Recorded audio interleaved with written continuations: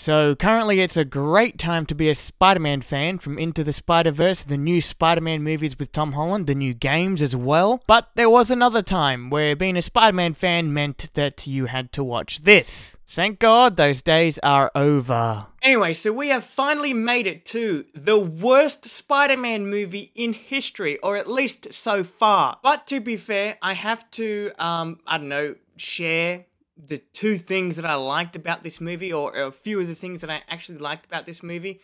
Them being the effects and the action are all really good, which is to be expected because this is a big budget movie, so yeah. I mean, even the score, which is the second thing that I like, the score for Electro, his theme in this movie, I actually really like. I listen to it often. So I really like his theme. I like the action scenes, especially where he's involved. You know, Spidey chasing him through New York City or fighting him in Times Square. I like those scenes because he's Electro. But does that mean I like the actual character in this movie? No, because he's really bad in this movie. Poor Jamie Foxx too, because he was the one. He's a great actor, by the way, and he was given such shit writing and direction for this movie. I mean, he's essentially the Riddler from Batman Forever. Hey, dickhead!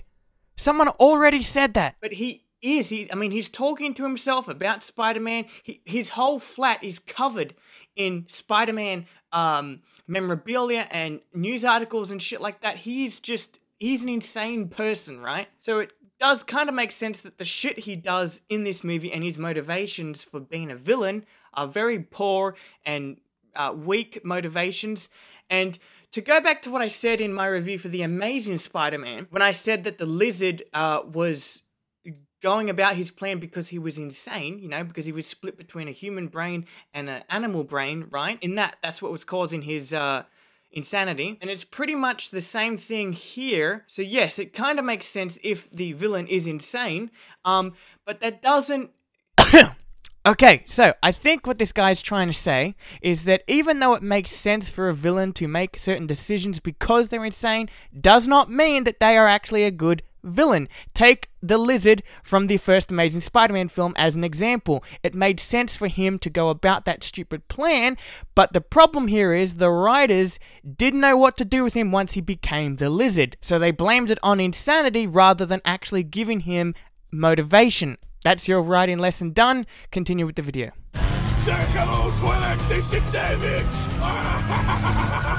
Oh my gosh, are you serious? That's Paul Giamatti. Do you know how good of an actor Paul Giamatti is?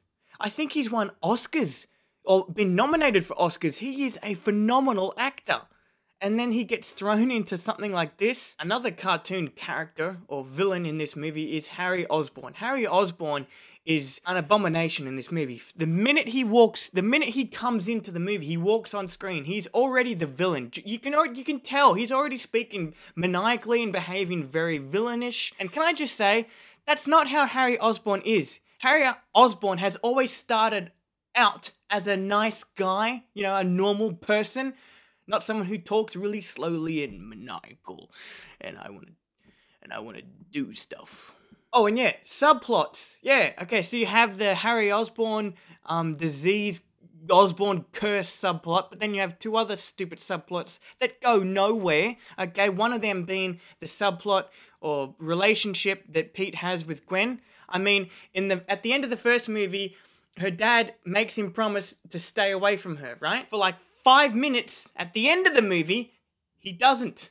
Right? But the movie ends with him saying, "Don't make promises you can't keep, Parker." Yeah, but those are the best kind. And then with this movie, they're back together. The movie starts out with them together. And then like 5 minutes later, he decides, uh-oh, I'm seeing your dad. I need to break up with you again. Like, I can't take this relationship seriously if they're gonna gonna go off and on constantly. Like, this whole subplot with Gwen Stacy and Pete and their relationship only exists because it's foreshadowing her death. That's it. Also, the other subplot that Pete has in this movie is where he's trying to find or figure out shit from his dad's past, right? And he does, right? It leads to him figuring out or being told by his dad on a computer screen that he was the only one who could become Spider-Man because of science stuff. There's two things wrong with that. One of them being that the whole point of Spider-Man is that anyone can be Spider-Man. Okay, go watch Into the Spider-Verse. Great, fantastic movie, okay? This movie plays around with the idea, or actually makes it an actual thing to remember, that Peter was destined to be Spider-Man.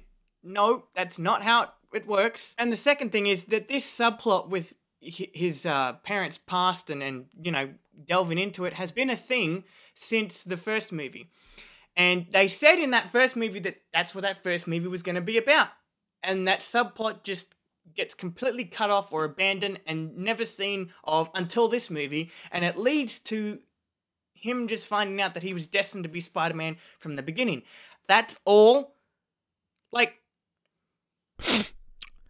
This is the face of complete and utter bewilderment at how awful this movie is. There is so much that I'm not even talking about. There's so many, like, plot holes, stupid scenes, like Spider-Man chasing after Rhino in the truck and not even caring about civilians dying. Like, you can actually see, when you're watching the movie, you can actually see people getting killed, right? And Max Dillon just happens to be the one that he goes to save. Like, what about the people in the cars? Anyway, all of this has been said before by hundreds of other YouTubers with pretty much the same opinion. This movie sucks.